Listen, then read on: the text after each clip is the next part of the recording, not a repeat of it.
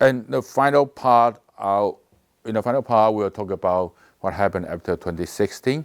And as I said before, there was a power turnover in 2016.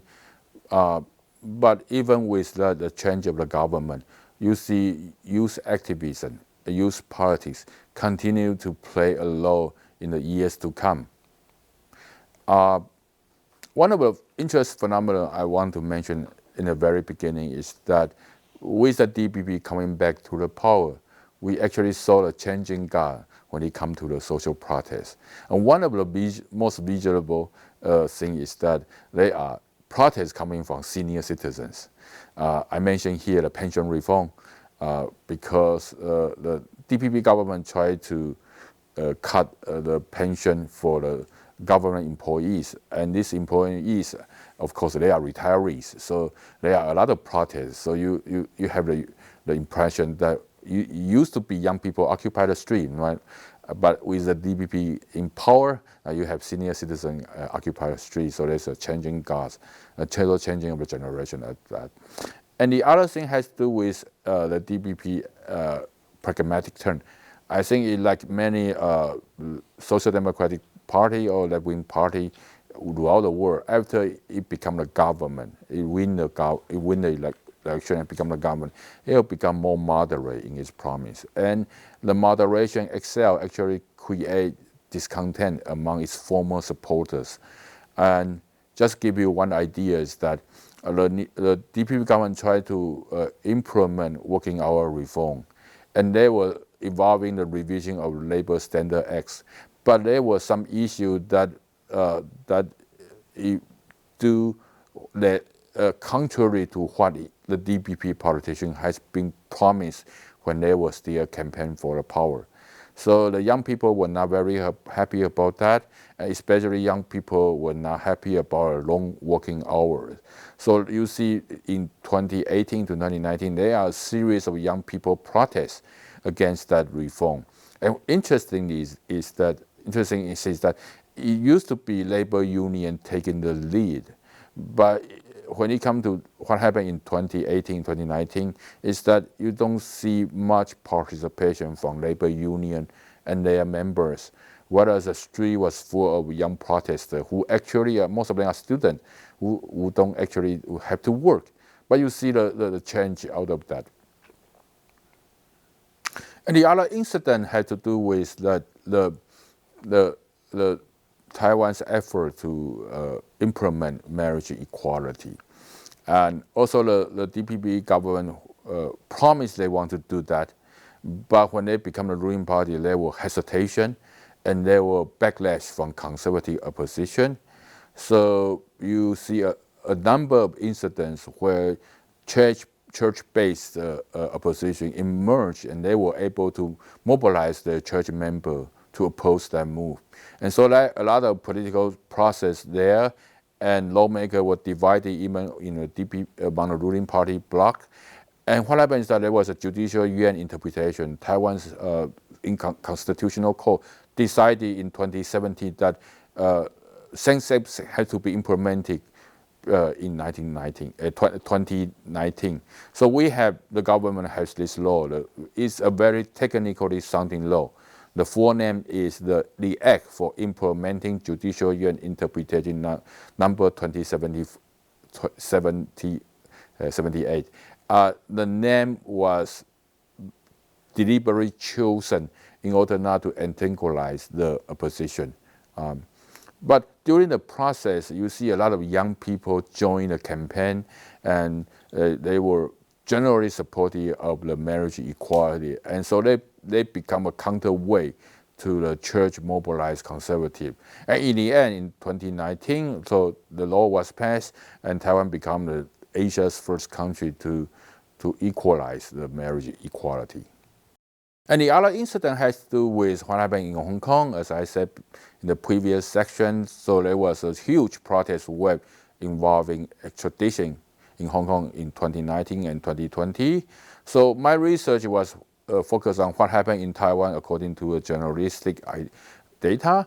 So from June 2019 to January 2020, what I found in this report is that we have 95 events, including assembly, demonstration, concert, and also film screening. And what surprised me is that less than half of these incidents took place in Taipei City. And we all know that Taipei City is a political, media, and power center. But you see it was evenly spread even to other more rural counties and cities. And also not reported in the journalistic data is that many high school students, they just imitate what Hong Kong peers do, that they use the so-called Lianong War to show their solidarity.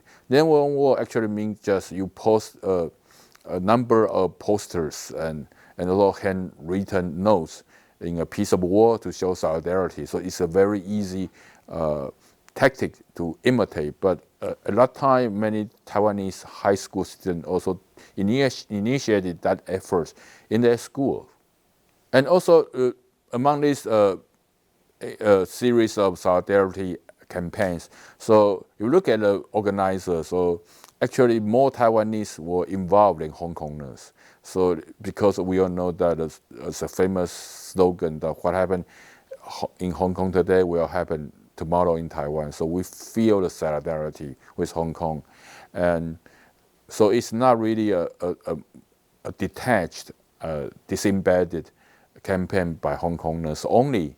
So Taiwan's civil society was deeply involved. And look at if we look at the sponsors, actually the majority of it came from students. So out of 95 incidents, 47 of them were initiated by students and followed by NGO, political organization, party, and churches. So students have been an integral part for the solidarity campaign with Hong Kongers.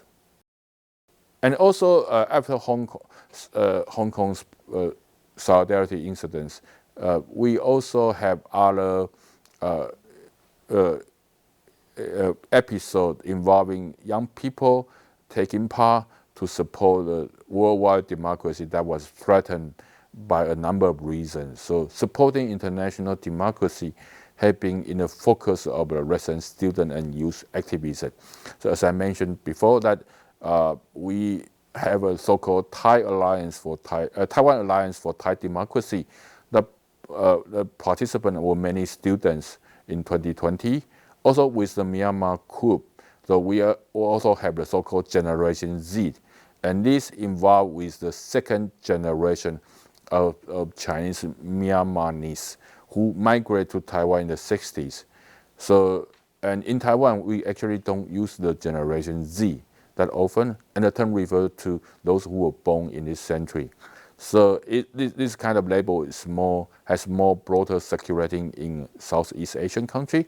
So we have a group in Taiwan called themselves Generation Z. Actually, that really reflects the reference and the influence coming from the Southeast Asian country. And also with the Ukrainian war that took place in February 2020 when Russia invaded Ukraine. So in Taiwan, we also have a lot of solidarity events with Ukrainian, and there were expert community involved, people from Ukraine and also from other East European countries. But also we have young people who were involved here. So we have an organization called Taiwan Stand with Ukraine. And also, as far as I know, some of the young people even participate. They went to Ukraine to contribute their effort. So you see that there is a broadening of horizon. So younger people no longer just care about what happened domestically, and they also began to be concerned with what happened beyond their borders.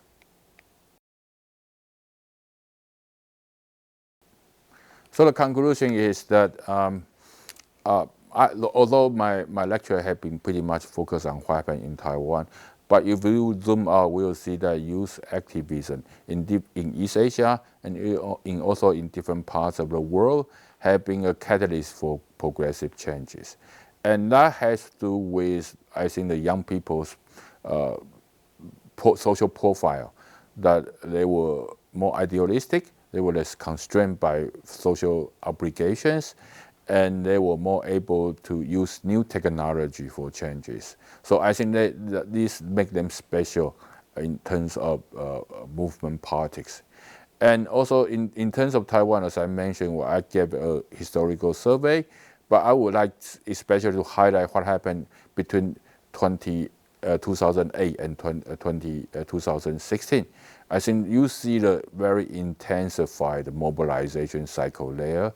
Even though we don't have a 60s, 1960 at the time Taiwan was under high authoritarian rule, but I think the scope of which can be really compared to what happened in the West. So I would say that you look at the development is the Taiwan 60s. So after 2016, as I mentioned before, so there's a political power turn. And many young people either they join the election or they join the government. So the term, the Long March through institution, that was the term actually coined by French student activists after May '86.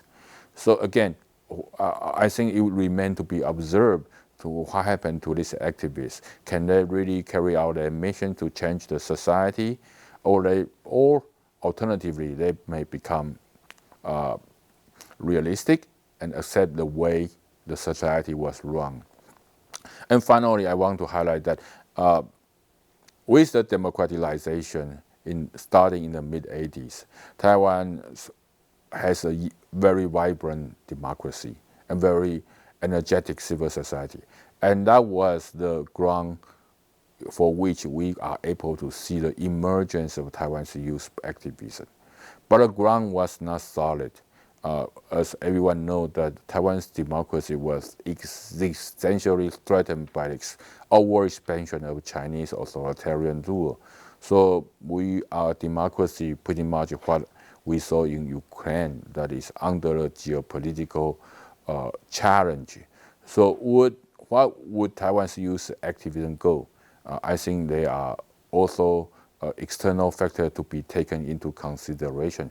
So I'll end my lecture here, and thank you very much for your attention.